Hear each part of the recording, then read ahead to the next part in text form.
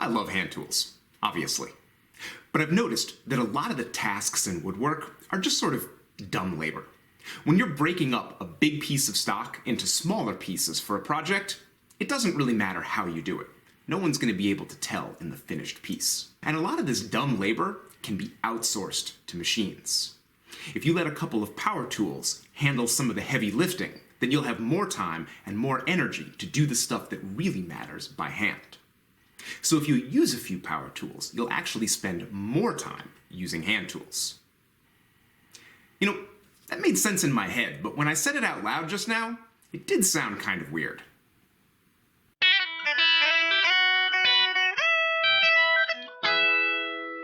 Even if you're a die-hard hand tool user, I'd like to suggest 3 power tools that might make your shop much more efficient and effective and let you use your time a lot more wisely. First off, if you do a lot of hand tool work, you own a lot of blades in different shapes and sizes. And of course, we hone these blades on stones, and that's the best way to do it. But a lot of these blades come to our shop in really poor condition. They might be dull, chipped, out of square, and at the wrong bevel angle. Of course, you can correct these problems on a coarse stone or even on sandpaper with a honing guide, but both of these methods take forever to make big changes to hardened steel. You know what's a much quicker way to fix a tool? A bench grinder.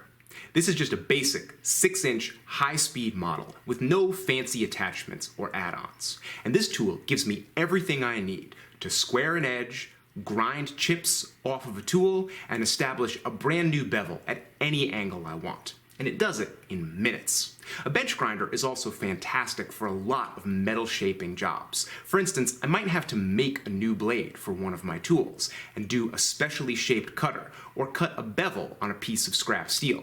Well, I can do all that work with a file, but it's going to take forever. This thing is going to do the exact same work really, really quickly.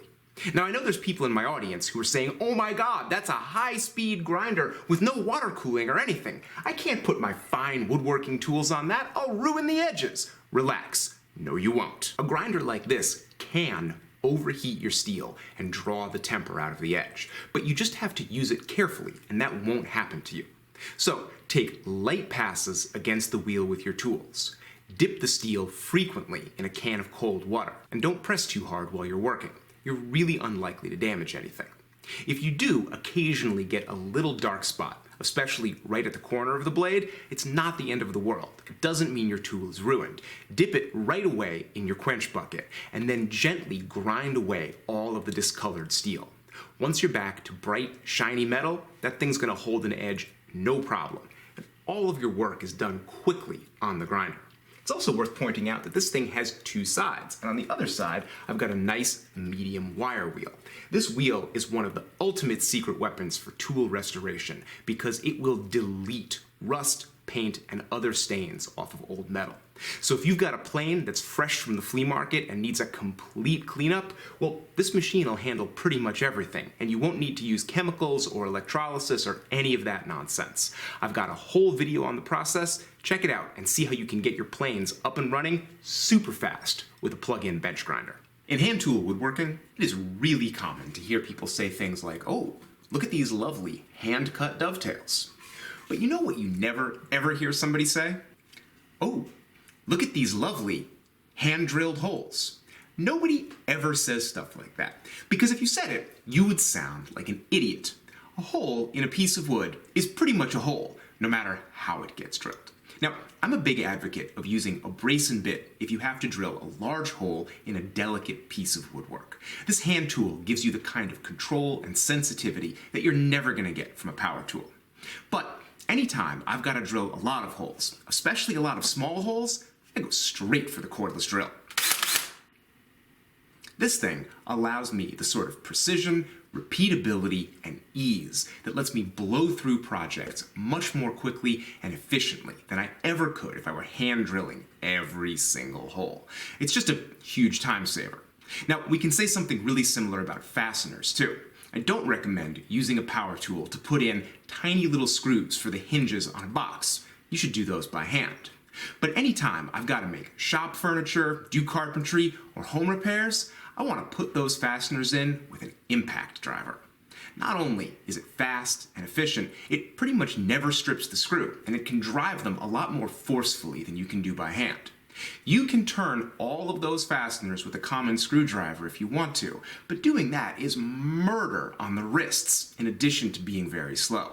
And when you're doing a lot of handwork, you need to preserve your most valuable resource, your physical body.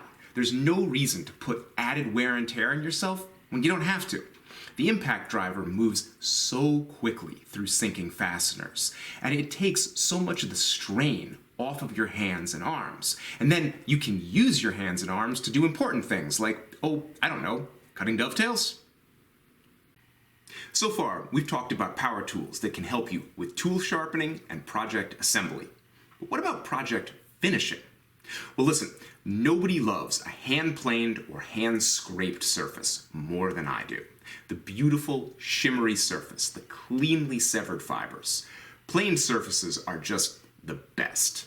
But maybe you're new to woodworking, maybe you're new to hand tools, and somebody who hasn't been using planes very long might struggle to get that kind of beautiful, shimmery surface. It's hard to get a fine shaving consistently over a whole large piece. And maybe you're more experienced. I've been using hand tools for a long time, and I am handy with a plane, but sometimes the wood just doesn't cooperate. Some woods tear out almost no matter what you do. Or you might have a big top made of many boards glued up, and the grain on those boards could end up running in different directions. That's a tricky situation to get a good planed surface. Now, you can easily drive yourself crazy switching tools and trying different scrapers and cabinet scrapers, but when I find myself in that situation, I mostly just reach for my random Orbital sander. Now, I know this is going to be a controversial choice among my die-hard hand tool viewers, but I honestly think that the random Orbital sander is a great tool to have in your back pocket for all kinds of furniture making. The random Orbital sander doesn't care about grain direction, can't tear out, and doesn't care about end grain. So there are all kinds of situations where it's just the easiest tool. Not necessarily the best, but definitely the one that's going to help you get the job done and get it out the door. And sometimes that's the most important thing. Now, the weird thing about the random Orbital sander is that it's not really a time saver. One of the great things about hand planing your work is that as soon as you plane it once, you're done. Sanding isn't like that. You usually need to use multiple grits and go over the whole piece several times. So sanding takes longer, but since it won't tear out, every time you finish a step, you can just move on to the next one with complete confidence. A good random Orbital sander is also useful for more than just sanding wood. You can get all kinds of buffing and scuffing pads for them, so you can use them to rub out large finishes after they've cured. I even use my random Orbital sander for a little bit of metal work. For instance, here is my Blacksmithing Hammer, a fantastic tool made by a very talented friend of mine. I love it. In fact, I have loved it to death. When I first got it, it had beautiful, shiny faces, and I have just beaten them to death, and now they're full of little chips and dings. Well, I don't need any fancy tool to take care of that. I can just use my random Orbital sander. I'll put the hammer in my vise, and then load up a plain old piece of 220 grit. I'll go slowly and carefully around both faces of the hammer, and in just a couple of minutes, I'll have brought back all the smoothness and polish that I loved about the tool when it was brand new. And I was able to do all of this with just a plain old sander. So now that I've convinced you to add a couple of power tools to your hand tool shop, we have to figure out what should you get and how much should you spend. Now, my tools are left over from when I was a custom builder, so they're on the pricier side. But if you're a hobby woodworker, there's no reason for you to break the bank adding a couple power tools to your shop. For instance, let's look at my grinder. Mine is a heavy-duty Dayton grinder. That's a big name, and this is an excellent tool. But you're not going to need anything that serious for the basic maintenance of chisels and plane irons. If you live in the US, I recommend you look for a vintage Craftsman grinder. They cranked these things out by the thousands, and you can still find them in great shape at flea markets, tag sales, and estate sales. You usually only have to spend a few bucks for them, and a lot of them have decades of life left in them. If you have to buy something new off the internet, then you could even go with a very cheap import, like maybe something Harbor Freight sells. Grinding tools is super light-duty work, and you're very unlikely to burn out even a cheap grinder. Once I'm done with this video, I'll go on Amazon, try to find some good-looking, inexpensive models, and I will link to them down in the description. Now for my drill and impact driver, I went with this DeWalt set. I bought both of them at the same time. They weren't super expensive, but they weren't cheap either. I've had them for years and they have held up beautifully, especially with the rough surface I dole out around here. These things fall off of benches, get knocked around, and I've taken them on installs and carpentry jobs, and they're still going strong. But if you're just doing home game woodwork, especially if you're a hobbyist, you don't even need something as fancy as the DeWalt. Feel free to buy something less expensive. My previous drill driver was a Ryobi, and that thing worked great. And you also don't need a drill and an impact driver. If you're doing hobby woodwork, feel free to just buy the drill. It'll drive fasteners too. Now with the random orbital sander, things get a little bit more complicated. I used to own an inexpensive DeWalt sander, and it worked fine. But after several months of using it, I started to lose sensation in my hands. I went to a physical therapist and she said, well, you work with your hands for a living. By any chance, do you hold any vibrating tools for long periods of time? And I was like, yeah, I hold my sander, sometimes for hours a day. And she said, well, that's your problem. You need something that doesn't vibrate like that. So I went online, did some research, and I found this Bosch random orbital sander. And it is a low vibration unit.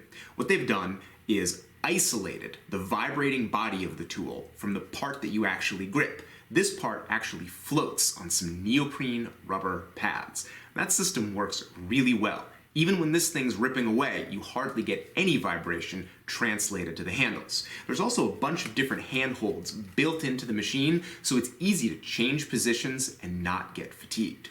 I'm kind of an infamous cheapskate where tools are concerned, but this is one area where I'm really inclined to spend the money. This was almost $300 and I would buy it again in a heartbeat. Festool makes a similar vibration-reduced sander that also costs a ton of money, but this is still the one that I recommend. It's also got excellent dust collection and a really long cord. I often don't need to use an extension cord with it at all.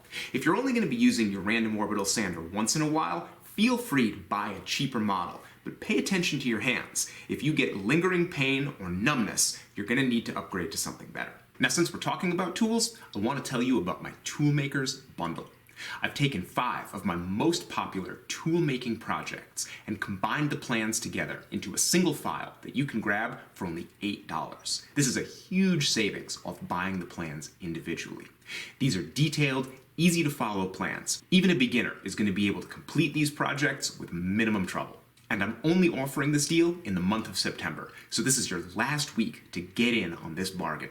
Go on over to rexkruger.com/store and check out this and all the other plans that I have available for little money. And the Toolmakers bundle has been successful, but honestly, it doesn't matter how many plans I sell. A small, unsponsored channel like this would never be viable without Patreon. My patrons give me the support that let me crank out videos and just give them away for free. If you'd like to be part of independent, unsponsored DIY content like this, go on over to patreon.com/RexKruger and check out the early access, rewards, and exclusive content that I have just for my patrons. I'll be back next week with a brand new project, and I hope to see you there. Thanks for watching.